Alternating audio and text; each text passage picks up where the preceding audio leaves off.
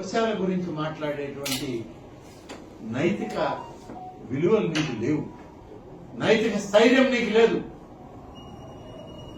ఆ నైతికత లేనటువంటి వ్యక్తిని నువ్వు ఏ మతాన్ని ప్రేమిస్తావో ప్రేమించుకో. ఈ దేశంలో సర్వమత సౌభ్రాతృత్వానికి ప్రభుత్వాలు కట్టుబడి ఉన్నాయి భారత రాజ్యాంగం ప్రకారం. అంతే తప్ప ఒక మతాన్ని, ఒక ధర్మాన్ని, ఒక ఆచారాన్ని కించపరిచే విధంగా నువ్వు మాట్లాడటం అనేటువంటిది చాలా తప్పు. ఇది హైందవ సంస్కృతి ఒప్పుకోదు. సనాతన ధర్మాన్ని ఆచరించే వాళ్ళు ఎవరు దీన్ని ఒప్పుకొని నీతో మాట కలిపే పరిస్థితి రాదు.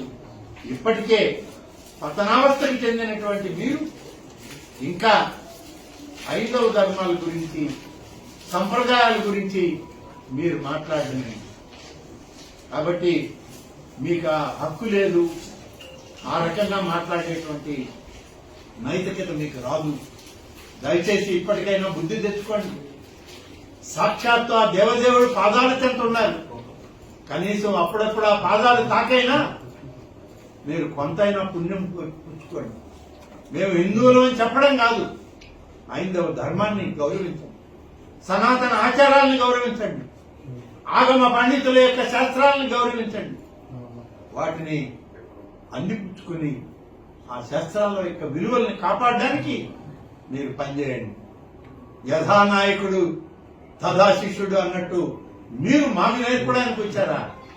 సిగ్గుమాలినటువంటి మీ చర్యల వల్ల ఇవాళ హిందూ సమాజం చీకొడతా ఉంది మిమ్మల్ని. ఇంకా మీకు బుద్ధి రాలేదని అంటే మరి ఆ భగవంతుడే, ఆ దేవదేవుడే కనీసం మీకు ఆ యొక్క బుద్ధిని ప్రసాదించమని చెప్పి నేను ఈ సందర్భంగా కోరుకుంటాను.